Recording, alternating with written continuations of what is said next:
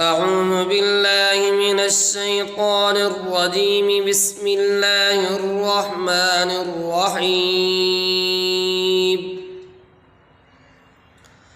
قل يا أيها الناس إن كنتم في شك من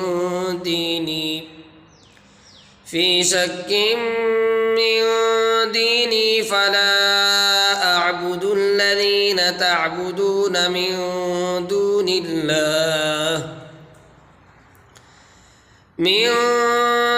الله ولكن أعبد الله الذي يتوفاكم وأمرت أن أكون من المؤمنين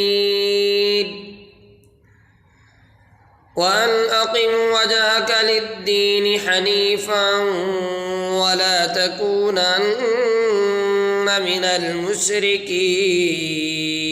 ولا تدع من دون الله ما لا ينفعك ولا يضرك فإن فعلت فإنك إذا من الظالمين.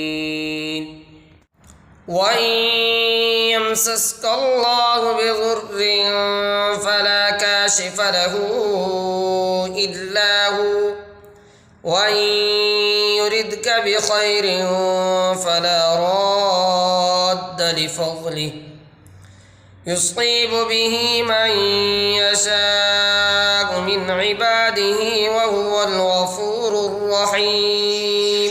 قل يا أيها الناس قد جاءكم الحق من ربكم فمن اهتدى فإنما يهتدي لنفسه ومن ضل فإنما يضل عليها وما أنا عليكم بوكيل.